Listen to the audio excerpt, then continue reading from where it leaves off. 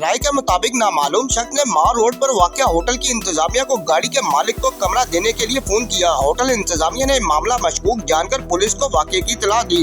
जराये ने बताया कि मुहाफिज फोर्स के एहलकार आशिक और मुनव्वर होटल पहुंचे, जिन्होंने मुलजिम हमजा जावेद को थाना चलने को कहा। मुनव्वर नामी एहलकार लग्जरी गाड़ी में हमजा के साथ सवार हो गया, जबकि दूसरा एहलकार आशिक मोटरसाइकिल पर गाड़ी का पीछा करने लगा। जराये के मुताबिक हमजा जावेद ने गाड़ी में मौजूद पुलिस एहलकार को 2 लाख रुपए रिश्वत का लालच दिया। एहलकार हमजा जावेद को 1 किलोमीटर से कम दूरी पर वाक़या थाने ले जाने की बजाय नहर की जानिब ले गए।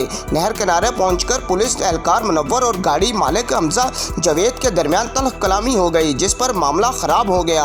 मुस्लिम टाउन पहुंचकर हमजा जावेद ने तेज में आकर पहले गाड़ी दीवार से टकराई, फिर पुलिस एहलकार मुनव्वर को धक्का देकर गाड़ी के नीचे दे दिया और गाड़ी के नीचे फंसी मोटरसाइकिल समेत गाड़ी भगा दी। मोटरसाइकिल के रगड़ से गाड़ी को आग लग गई और वो जलकर तबाह हो गई। पुलिस ने हेड कांस्टेबल मुनव्वर खान की मुद्दत में गाड़ी मालिक हमजा जावेद के खिलाफ थाना सिविल लाइंस में मुकदमा दर्ज कर लिया। मुकदमे में इक़दाम कत्ल और अगवा समेत कई दफा लगाई गई। दूसरी जानिब पुलिस ने मुलजिम हमजा जावेद का 3 रोज़ा जिस्मानी रिमांड हासिल किया।